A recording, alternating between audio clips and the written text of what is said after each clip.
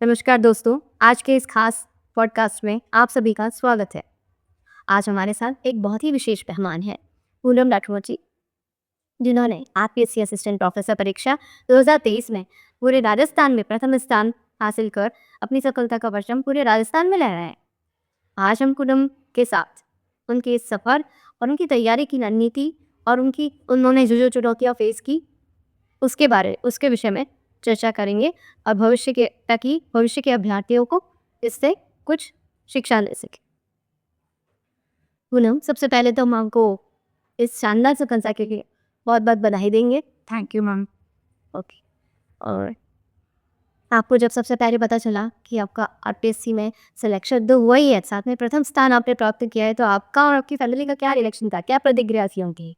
मैंने रिसर्च के पीडीएफ को 2 बार देखा कि एग्जैक्टली जो रैंक 1 के सामने जो रोल नंबर लिखा है वो मेरा ही रोल नंबर, मैंने उसको 2 बार चेक किया। उसके बाद सबसे पहले मैंने अपने पापा को कॉल किया और अपने पेरेंट्स का रिएक्शन देखकर मुझे इतना सेटिस्फेक्शन हुआ, बहुत खुशी हुई। उन लोगों की खुशी देखकर और उन लोगों का प्राउड मोमेंट देखकर मुझे खुद बहुत सेटिस्फेक्शन हुआ, क्योंकि इस पूरी जो जर्नी की उसके अंदर मेरे पेरेंट्स का, मेरे सिबलिंग्स का बहुत बड़ा रोल रहा है। तो उन लोगों की खुशी देखकर बहुत खुशी हुई। हमारे दर्शकों पे ये आप एक संक्षिप्त परिचय देंगे? आपने एकेडमिक जो क्वालिफिकेशन आपकी है, बैकग्राउंड कहाँ से जाने आपको बताया? मैम, मेरा नाम पूनम राठौर है। मेरी primary education army public school Jaipur से कंप्लीट हुई है और मैंने अपना 10th और 12th जो है वो आर्मी पब्लिक स्कूल बीकानेर से कंप्लीट की है। मैंने अपना graduation BSc SSJ school PG मिल्ला महाविद्यालय रामबाग से कंप्लीट किया है। उसके बाद मैंने मास्टर्स किया बॉटनी में, department of botany, university of Rajasthan Jaipur से। उसके बाद मैंने बहुत सारे कॉम्पिटिशन एग्जाम्स जैसे कि CSIR, HRF, DBT, JRF, GATE, SET etcetera ये सब कंप्लीट किया। अच्छा। आपने सर्वप्रथम कब तय किया कि आपको उच्च शिक्षा में जाना है और असिस्टेंट प्रोफेसर की तैयारी करनी है? मैम, ये तो मेरा बचपन से ही सपना था कि मेरे को टीचिंग लाइन ही नहीं जाना है और मुझे टीचर ही बनना है। बट मैंने 11th स्टैंडर्ड में तय किया था कि मुझे असिस्टेंट प्रोफेसर बनना है और उसके लिए मैंने रोड मैप ही था जो अपनी अपनी 11th के एनसीईआरटी में लिख रखा है। तो आज में जब मैं एनसीईआरटी घूरती हूँ तो मुझे दिखाई देता है कि मैंने नेट जेआरएफ तक कैसे पहुँचना है, वो पूरा रोड मैप 11th स्टैंडर्ड में डिसाइड कर लिया था। उसी के बेसिस पे मैंने अपना बीएससी और एमएससी में 2 चीज़ें जो ध्यान में रखी वो ये थी कि मुझे अपने बेसिक कॉन्सेप्ट्स क्लियर करना है, और क्योंकि एक लंबी जर्नी रहने वाली है तो इन 2 स्टेप्स को बहुत अच्छे से करना है, जो कि बीएससी और एमएससी में। आरपीएससी असिस्टेंट प्रोफेसर का सिलेबस काफ़ी विस्तृत है। आपने बॉटनी पेपर फर्स्ट और सेकंड के लिए अपनी पढ़ाई को कैसे व्यवस्थित किया? मैम, हमारा जो सिलेबस है बॉटनी का, वो पेपर 1 और पेपर 2 में डिवाइडेड है और दोनों पेपर की जो यूनिट्स हैं वो मिलाकर 24 यूनिट्स हैं। तो मैंने पहले सिलेबस का पीडीएफ निकाला, पूरे सिलेबस को एनालाइज किया। उसके बाद में दोनों ही पेपर्स की जो यूनिट 24 यूनिट्स हैं, हर एक यूनिट के लिए अलग अलग टेक्स्ट बुक्स जो आती हैं, रेफरेंस बुक्स जो आती हैं, वो पढ़ ली। उसके बाद उनसे रिलेटेड जो नोट्स हैं वो बनाए, ताकि जो लास्ट वाले जो मोमेंट्स होते हैं जहाँ पे आप बुक्स रिवाइज नहीं कर सकते, वहाँ उन नोट्स की हेल्प ली जा सकती है। और उससे रिलेटेड जो प्रीवियस है क्वेश्चंस हैं, डिफरेंट बीएससीज में जो पूछे गए क्वेश्चंस हैं वो सॉल्व किए, कंटिन्यूस रिविजन किया। और चूँकि मैंने बीएससी और एमएससी दोनों ही बहुत अच्छे से करी थी, तो वहाँ के जो बेसिक कॉन्सेप्ट्स थे वो भी इस तैयारी में पूरी तरीके से काम आए। जैसे राजस्थान सामान्य ज्ञान का जो थर्ड पेपर होता है, अक्सर साइंस के स्टूडेंट्स जो होते हैं उनके लिए थोड़ा चुनौतीपूर्ण होता है। आपने इसकी तैयारी के लिए क्या रणनीति अपनाई? मैम, एग्जैक्टली मेरे लिए भी चुनौतीपूर्ण था, क्योंकि कभी भी राजस्थान जीके जो था वो मेरे टच में नहीं था। तो इसी तैयारी के दौरान मैंने सबसे पहली बार राजस्थान जीके पढ़ा। तो मेरी एक फ्रेंड है जो कि पिछले असिस्टेंट प्रोफेसर जो एग्ज़ाम हुआ था 2020 वाला, उसमें सेलेक्ट हुई थी। तो उसने मुझे सजेस्ट किया कि being a student of science I should start with geography, क्योंकि ज्योग्राफी प्रैक्टिकल सब्जेक्ट है जहाँ पे डायग्राम्स और जो फ्लो चार्ट्स होते हैं उन थोड़े से साइंस के जैसे ही होते हैं, एक अंडरस्टैंड करने वाला सब्जेक्ट है। तो मैंने ज्योग्राफी से स्टार्ट किया और ज्योग्राफी के बाद में मैंने पॉलिटिकल साइंस के लिए पर्टिकुलरली टेक्स्ट बुक्स पढ़ी। राजस्थान हिस्ट्री और राजस्थान जीके के लिए मुझे राजवीर सर के नोट्स और उनके वीडियोस काफ़ी अच्छे लगते हैं, तो मैंने उनसे तैयारी करी। और उसके अलावा इकोनॉमिक सर्वे के लिए विकास सर की जो क्लासेस आती हैं मैंने वो अटेंड करी थी। और रेगुलर करंट अफेयर्स के लिए मूवमेंट की जो करंट अफेयर्स आती है उससे तैयारी करी। और प्रीवियस एक क्वेश्चन के लिए दिशा पब्लिकेशन की बुक आती है, जिसमें जितने भी राजस्थान के एग्जाम्स हुए हैं उनसे रिलेटेड जो भी क्वेश्चन जीके से रिलेटेड आए होते हैं वो सारे अवेलेबल होते हैं। तो इन्हीं सब चीज़ों को ध्यान में रखते हुए मैंने तैयारी करी। और इंग्लिश मीडियम के स्टूडेंट होकर मतलब थोड़ा सा तो बैरियर आया था लैंग्वेज का, पर धीरे धीरे जब इंटरेस्ट डेवलप होने लग गया तो लैंग्वेज बहुत बड़ा बैरियर नहीं रहा। जैसे बॉटनी जैसे विषय में टेक्सोनॉमी, एम्ब्रियोलॉजी जैसी कठिन विषयों हिस्सों को याद करने के लिए आपने कैसी तकनीक का इस्तेमाल किया? एज नोट्स वगैरह किसका सहारा लिया, कैसे की? मैम जनरली स्टूडेंट्स जो होते हैं, जो एस्पिरेंट्स जो होते हैं, वो टेक्सोनॉमी में प्रॉब्लम्स फेस करते हैं। उनको टेक्सोनॉमी थोड़ा सा डिफिकल्ट सब्जेक्ट लगता है, बट मेरे बिहाफ पे मैं अगर बोलूँ तो टेक्सोनॉमी मुझे ग्रेजुएशन से ही बहुत इंटरेस्टिंग सब्जेक्ट लगता है। जो फैमिलीज़ हैं और जो क्लासिफिकेशन है, आईसीएन जो है, नॉमेनक्लेचर का जो पूरा आईसीबीएन है, तो वो मेरे को शुरू से ही बहुत इंटरेस्टिंग लगता है। तो मुझे कभी टेक्सोनॉमी को पढ़ने में ऐसा डिफ़िकल्टी नहीं आई। और रही बात दूसरे सब्जेक्ट है एम्ब्रियोलॉजी वगैरह, तो उनमें भी ऐसा रहे कि अगर हम टेक्स्ट बुक से पढ़ते हैं तो हमें सारी क्लैरिटी आती है, और जब चीज़ें क्लियर होती जाती है तो अपना इंटरेस्ट जो है वो डेवलप होता जाता है।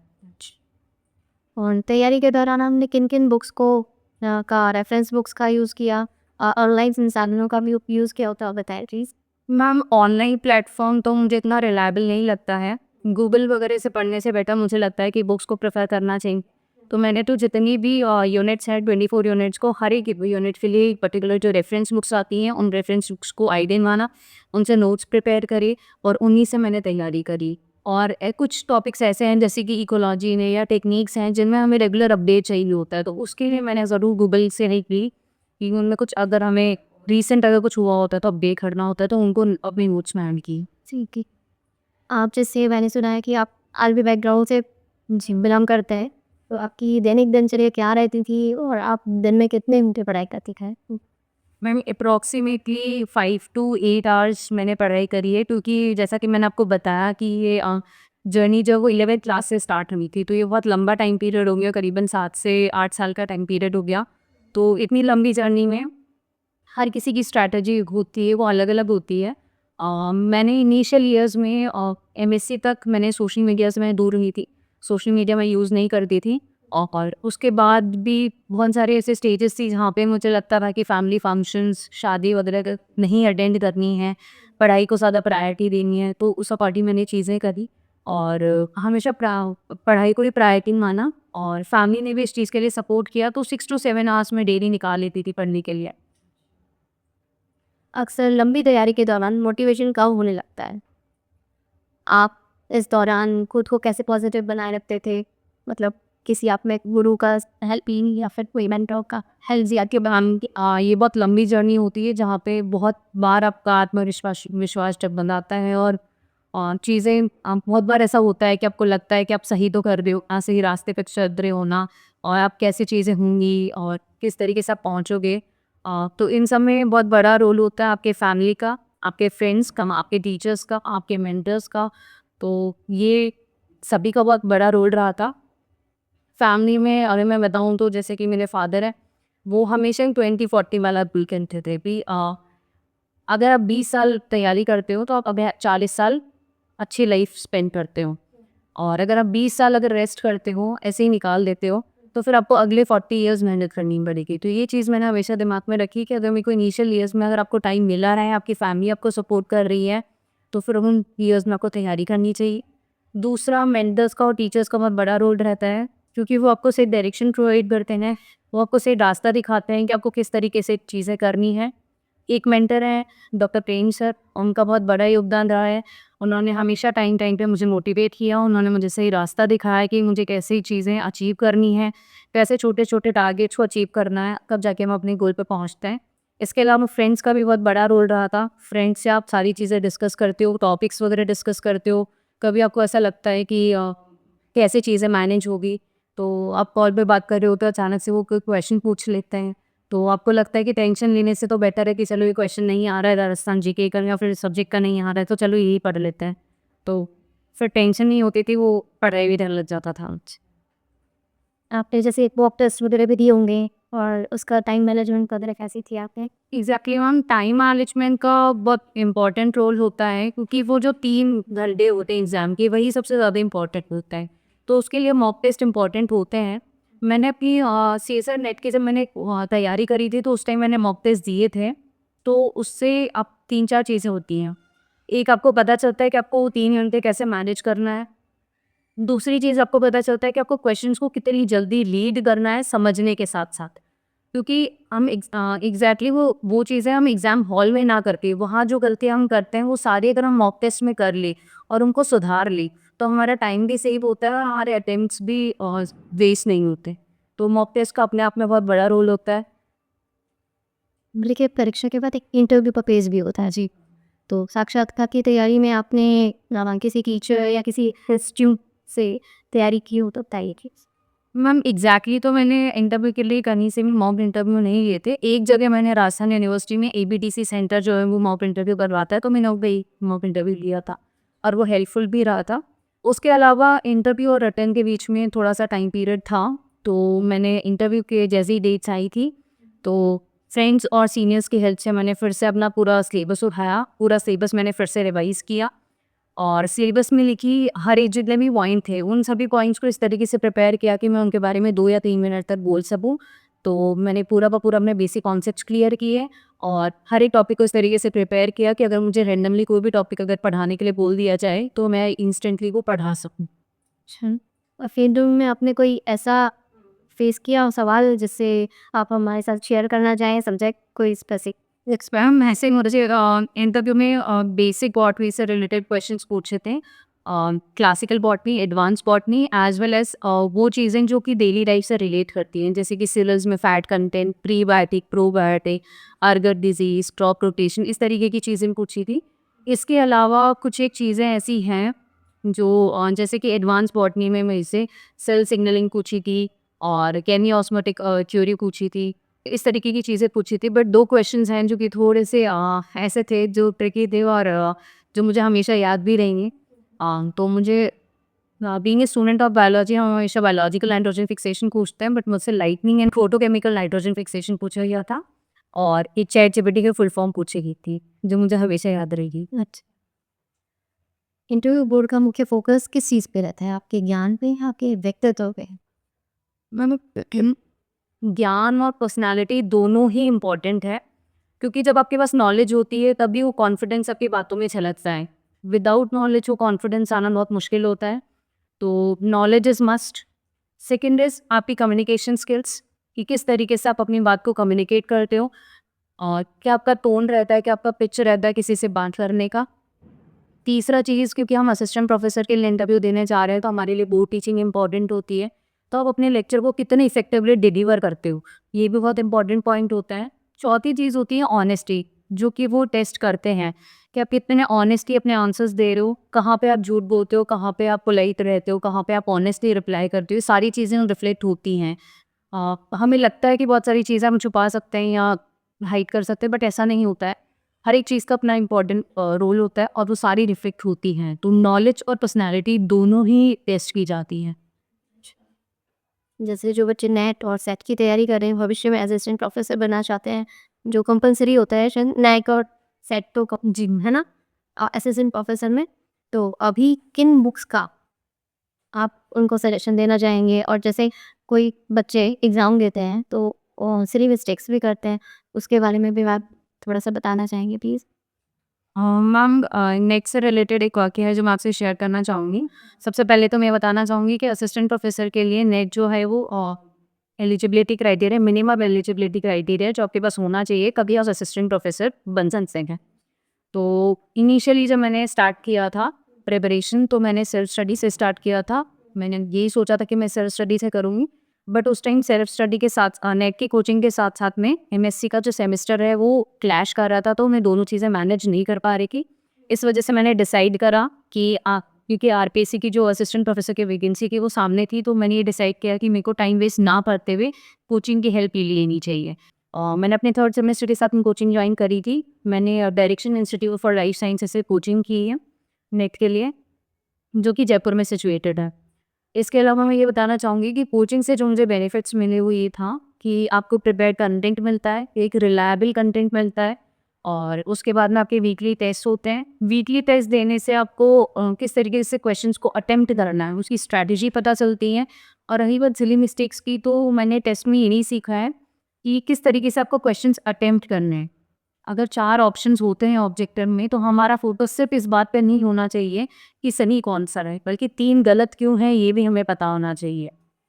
इसके अलावा जो प्रीवियस क्वेश्चंस हैं वो सॉल्व करना, रिवीजन करना, किस तरीके से क्वेश्चंस हैं उनको अटेम्प्ट करना और नेगेटिव क्वेश्चंस को किस तरीके नेगेटिव मार्किंग को किस तरीके से हैंडल करना। क्योंकि हमारे सर एक ही बात कहते थे कि क्वेश्चंस उतने ही अटेम्प्ट करो जितने की आपको आ रही है। तो मैंने मुझे याद है कि जो अटेम्प्ट मैंने दिया था जिसमें मेरा सिलेक्शन हुआ था, उसमें मैंने एक भी क्वेश्चन जो था वो अटेम्प्ट ऐसा किया ही नहीं था जो कि मेरे को नहीं आता था। मैंने सारे वही क्वेश्चंस अटेम्प्ट किए थे जो मेरे को आते थे। तो नेगेटिव मार्किंग मेरे सिर्फ एक क्वेश्चन में नेगेटिव मार्किंग हुई थी, उसके अलावा किसी क्वेश्चन में मेरे नेगेटिव मार्किंग नहीं थी। अच्छा, आपने नेट में भी ऑल इंडिया फॉर्म सेलेक्ट प्राप्त किया आपको, तो उसमें भी आप कुछ शेयर करना चाहें हमसे तो बताएं प्लीज़। मैम, जब मैं नेट की तैयारी करती थी तो उस टाइम मुझे बहुत प्रॉब्लम आती थी इस चीज़ से रिलेटेड कि मुझसे क्वेश्चंस नहीं सॉल्व होते थे।